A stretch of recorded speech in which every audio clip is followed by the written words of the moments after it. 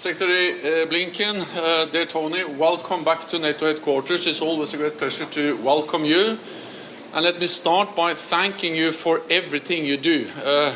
The continued significant support to Ukraine, the sanctions, the heavy costs you are imposing on Russia and the Russian war machine, and also the strengthening of our collective defense here in Europe with more US presence in Europe.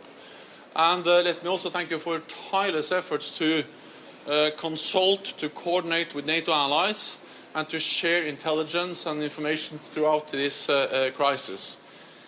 The US leadership has been outstanding and is indispensable. And that is of great importance when we face a very dangerous situation with the ongoing war in Ukraine. So I look forward to sit down with you, with the other foreign ministers in NATO, and to discuss a wide range of issues today and tomorrow, of course including Ukraine, but also that we are able to sit down with our Asia-Pacific partners, Australia, New Zealand, Japan and South Korea, and to address the global ramifications of the crisis in Ukraine and how we are going to work together in different areas with our Asia-Pacific partners.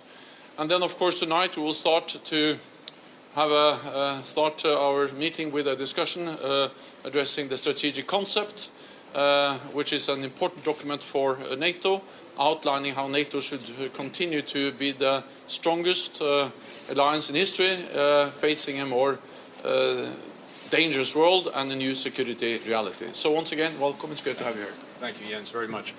And I was going to say it's really good to be back, except I feel like we've never left.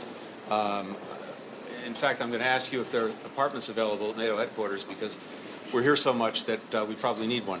And that actually gets to something that Jens said that is so important.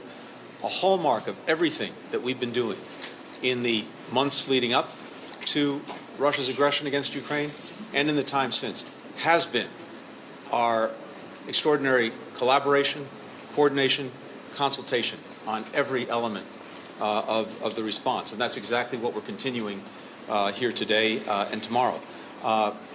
We set out to do three things if Russia decided to pursue this horrific aggression against Ukraine. One was to support our Ukrainian partners. We're doing that. 2 was to put extraordinary pressure on Russia. We're doing that. 3 was to make sure that we were shoring up the defenses of our own alliance, NATO, and we're doing that. And today, tomorrow, we'll continue to talk about not only how we can sustain these efforts, but how we can build upon them. Second, as the Secretary General said, we're also in a period of tremendous importance for the future of our alliance, not just with regard to the Russian aggression against Ukraine, but more broadly, going toward the NATO summit, a new strategic concept that will be very, very much informed by what's happening now in Europe, but also by other challenges that we have to face together as an alliance. So this is an important moment for us to come together, to continue to do the work leading up to the summit, the new strategic concept, working with new partners, all of which we'll be doing in the next 2 days. Finally, let me say, Jens, I'm grateful for your kind words about American engagement, American leadership, but our expression is right back at you. We would not be where we are absent your extraordinary leadership of this alliance, and I think that's evident in the fact that allies came together unanimously when our leaders met just a couple of weeks ago and asked the Secretary General to stay on past his term. We are very, very grateful that you've agreed to do that. We've got a lot of work to do together, and we can continue it right now. Thank you. Thank you. Thank you. What do you expect to hear from the Ukrainian foreign minister tomorrow?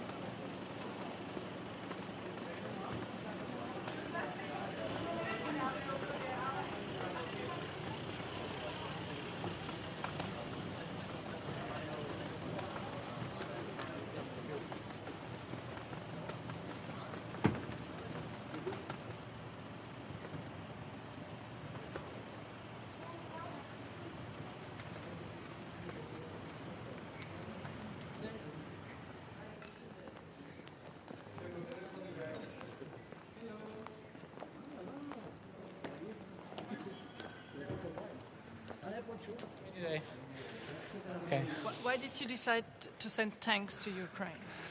Sorry? Why did you decide to send tanks? I haven't decided. I didn't decide anything. So the Czech Republic is supporting Ukraine in many ways. We support Ukraine with military aid, humanitarian aid. We support Ukraine on a political platforms like EU and NATO. And the NATO, but I won't comment further on any details of any specific military shipment. So, do you want to send, or do you think allies should send offensive weapons to Ukraine? We need to send weapons to Ukraine to help Ukraine to sustain this barbaric war which is Putin and Russia waging against Ukraine. And we need them send such kind of weapon which they will use to protect their territory. What kind of condition are the T-72 tanks that you donated, or not you, but Czech Republic donated to Ukraine? What kind of condition are they in? I won't comment on any specific of any military shipment from the Czech Republic to Ukraine. Do you think there are soldiers in Ukraine who can use weapons sending by NATO or EU member states? Definitely yes. The procedure is done in a way when donating states coordinate the donation, the shipment with Ukraine side, basically on Ukraine's request. So all shipments, and I may speak for the Czech Republic there, in this case, all shipments are agreed with Ukraine side. So I would suggest that Ukrainians ask for for weapons and ammunition and whatever, which they will then use. But don't you fear that you or other countries who are sending offensive weapons will be part of the war at the end? I would not use term offensive weapon. We have a weapon, and that's used for protection of Ukraine's sovereignty. That's it. Thank you. Thank you very much. Goodbye. Bye.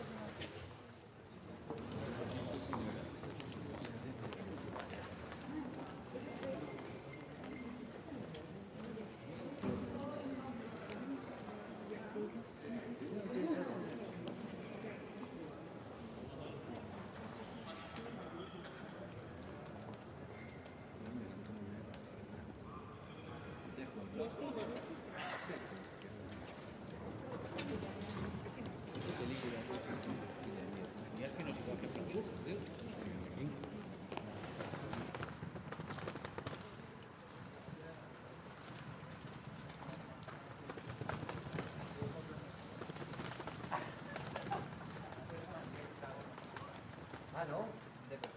No, de PP no. ¿Del IS? Ustedes. Pasó de ser consejero al IS y del IS a consejero.